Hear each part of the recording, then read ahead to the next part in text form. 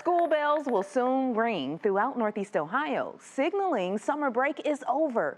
But some students will have a difficult time saying goodbye to sleeping in. So I spoke to a sleep specialist to get tips on how to ease the transition. Slowly adjust the sleep time early and earlier and earlier, slowly, so that when school comes around, there's not a big, huge jump from when you're supposed to be waking up and when you currently are waking up. To prepare for back to school, Dr. Brian Chen, a sleep specialist at the Cleveland Clinic, recommends students begin moving up their sleep schedule by 30 minutes every 2 to 3 days.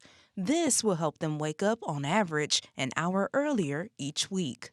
So you can do the calculation, but we're running down on the clock here. The clinic recommends children ages 3 to 5 get 10 to 13 hours of sleep a day, including naps.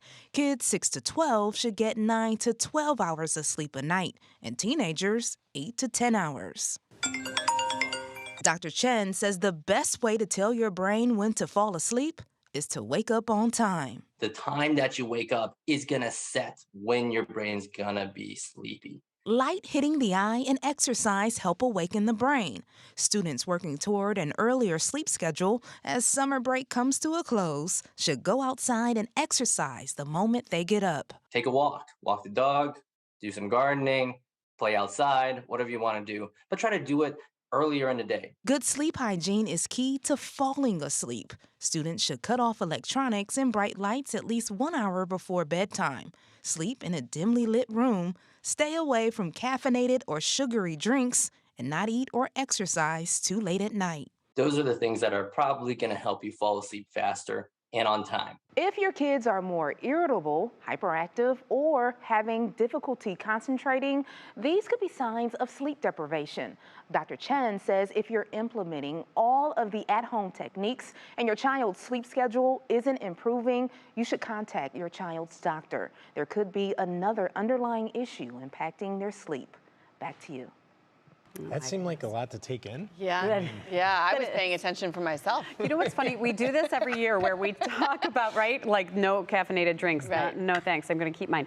But we do this every year, and every year, including now, I was just telling you guys, like I've accidentally let my kids stay up way too late because we're fitting in all of the summer events. But it's always a great reminder that, you know, they do need to readjust to that schedule. I feel like especially, and you guys can speak to this more than I can, the older kids, like the teenagers especially who... It's so hard because they stay up so much later. And then they want to sleep in naturally. Yeah. There's been so many studies. And it's so exciting to stay up late. It is, Let's be honest. Well, and I always feel like my mentality, and I know it's not what the doctor said, is to just let them have it through the rest of the summer and then just kind of adjust. And then adjust, and then like just during the school year. But it's probably a good 2 weeks. Yeah, it's always an adjustment. Yeah. Remembering when to pack those lunches, Right. remembering like the folder that you have to bring. As a parent, I don't know if you guys feel like this, I get anxious for them.